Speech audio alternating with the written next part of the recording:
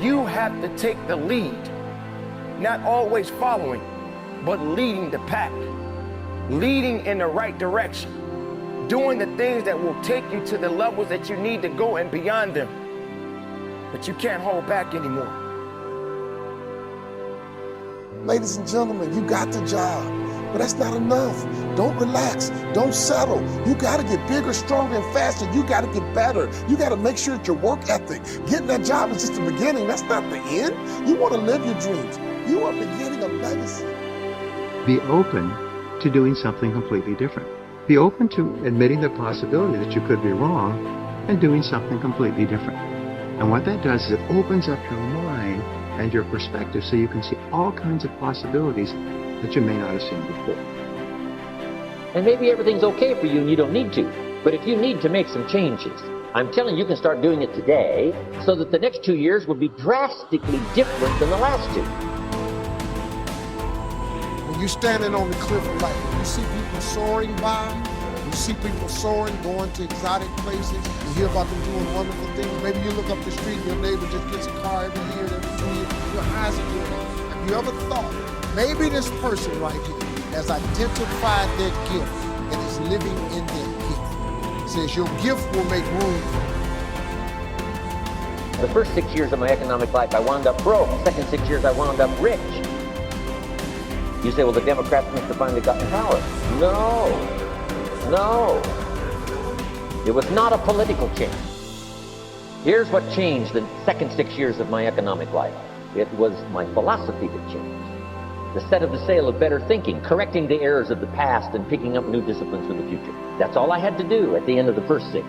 Correct the errors of the past and then pick up some new disciplines for the future. And my total life changed. The second 6 years was totally different than the first 6 of my working life.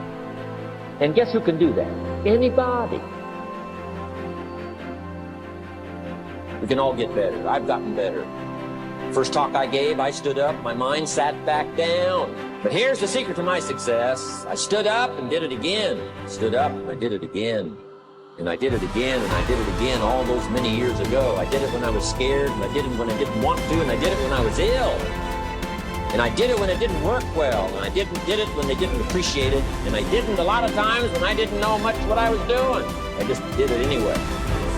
I got better day by day, week by week, month by month, and I'm asking you to do the same thing until you can develop a long arm and a long reach. When everybody's telling you you should rest, you should be working. Because if you're resting, you're taking away your best of yourself. Now, I'm not telling you to commit suicide and bury yourself in your work. There is always going to be a time and place for everything. But what is everything? What is everything to you?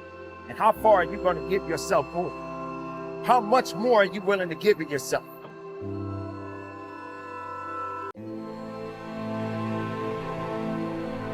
Fill your mind with brave dreams so there is no room for petty worries.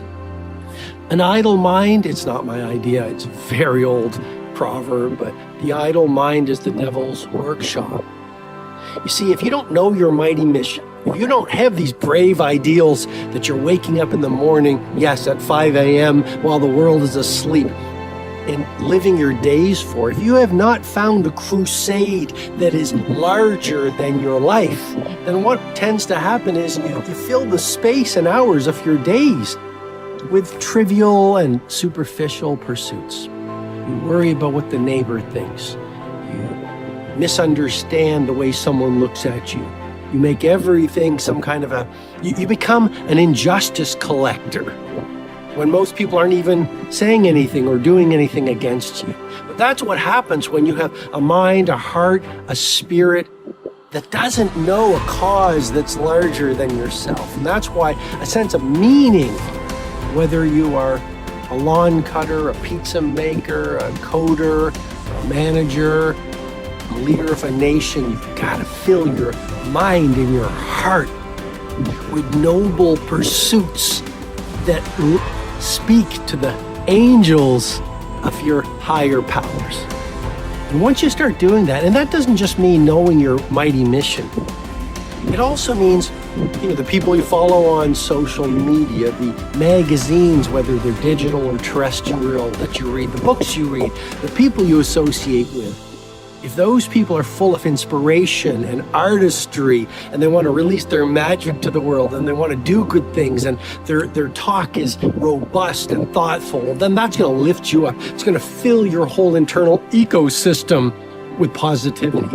But if you're around energy stealers and thought bandits and people who are playing victim and giving away their power to the economy or through all the disruption in the world or to their past, well, then you're going to be surrounded by powerless people who will then demean your primal glory so you too become powerless.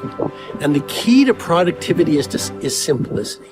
Don't try to do even 5 main projects, Taj Mahal worthy projects, or Sistine Chapel ceiling masterworks. Focus on one. Don't try to have 50 friends. Focus on a few good friends. Don't fill your days with so many activities. Fill them with one key work activity when you're working. It's so easy to give away your genius to digital distractions, to be checking your messages. You could be in flow state. That's a term coined by Mihai Csikszentmihalyi when he was at the University of Chicago, to speak to that state of transient hypofrontality. We go very, very deep into the neuroscience of mastery and how the superstars achieve exponential productivity, and how you dominate your domain in a world of turbulence and uncertainty in my mentoring in the Circle of Legends monthly digital coaching program. And if you're interested, all the information is below. But for now, I just want to remind you, you are at war. A war against distraction, interruption, and digital diversion. A lot of people are losing the best days of their finest hours, or I should say the best days of their lives, just being busy but not being productive. And that's a key point I want you to really contemplate and meditate on, which is, please don't confuse busyness with productivity. Please don't confuse movement with mastery.